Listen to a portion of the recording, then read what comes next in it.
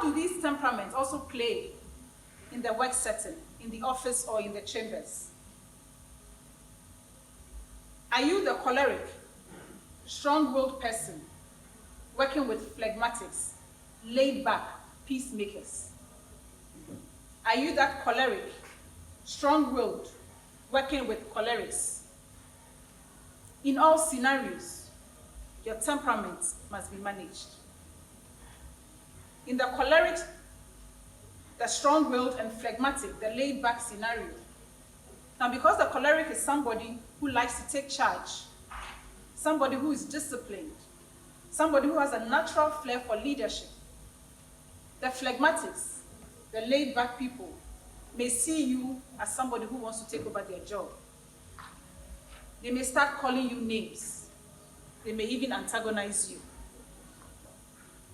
On the other hand, if your temperament is managed, if it is appreciated by the firm, it could lead to even the promotion that you so dearly desire. In the second scenario, the choleric and choleric, you could be seen to be very rude. There could be the clash of the titans because the worst of your temperament, your short temper, could become predominant and could lead to a short stay in the firm. Now, if all the lawyers in the firm are cholerics, they are all strong-willed, can you imagine the work atmosphere? If all the lawyers are phlegmatics, they are all laid back, what will be the work atmosphere? Would they even be able to meet their deadlines? Now, will partners of law firms or will employers now hunt other temperaments in their next recruitment drive in order to balance the equation? Among the juniors, your temperament and the way you manage it may make you stand out, whether positively or negatively. As seniors, we should also bear in mind the temperament of the lawyers we put together to work on specific projects and to ensure there's a fine balance. So you do not put all the cholerics on the team. You do not put all the phlegmatics on the team.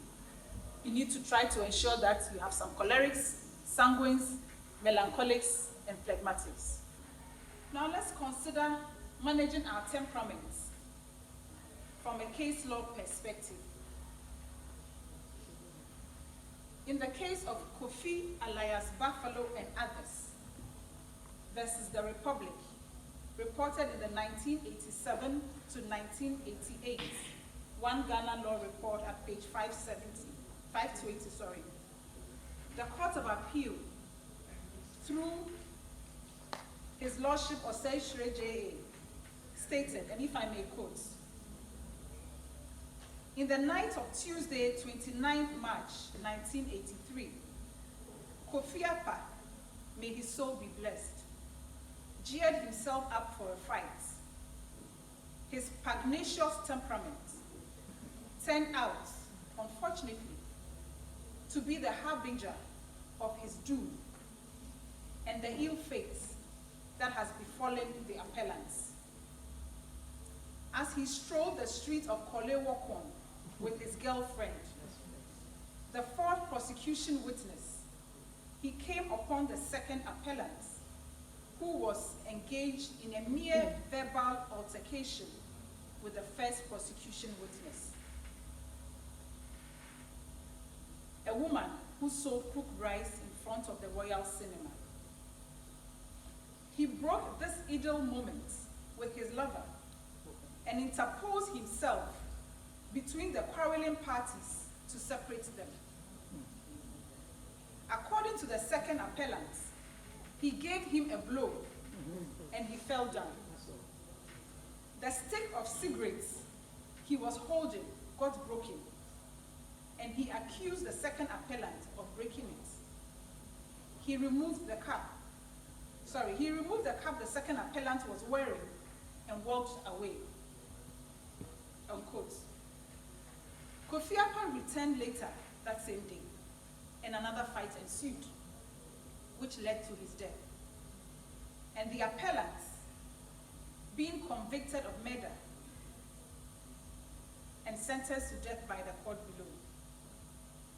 This is what brought about the appeal, for which Osei J.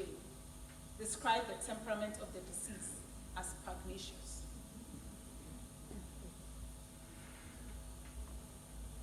Now, this case illustrates the importance of managing one's temperament at any given moment, and the possible outcome if one's temperament is not managed. Now, from this presentation, can anybody guess the temperament of the deceased? Thank you. Now, do you think a phlegmatic, a person who is laid back, would have handled the situation differently? If Kofi Apah had managed his temperament for that brief moment in his life, he may not have died that day, and the others would not have been convicted. If you are not able to manage your temperament, the Supreme Court, in the case of the State versus Nimo, reported in 1960 GLR at page 203, held that the law does not take notice of any particular temperament or excitability of a person. If a person allows himself to be heated up in a quarrel with another and becomes so angry that he kills that person, he is not thereby exempted from responsibility. What you must know is that a person can have a mixture of all the temperaments. You may have a dominant one and a secondary temperament.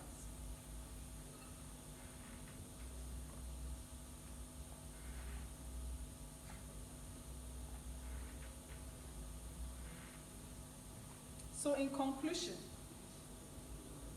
in managing your temperament, you need to train yourselves in order to play your parts very well. As Shakespeare puts it, recording in progress. All the world's a stage, and all the men and women merely players.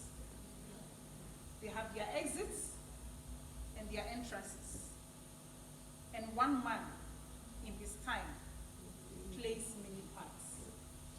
I dare say all the lawyers, all the judges, and members of the faculty are merely players.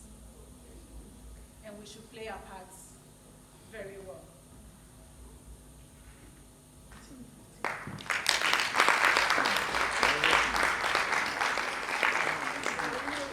Thank you. Okay, I was going to say that if you remember nothing at all from this presentation, remember that managing your temperament is about managing yourself and managing others. It requires you to be the best child always.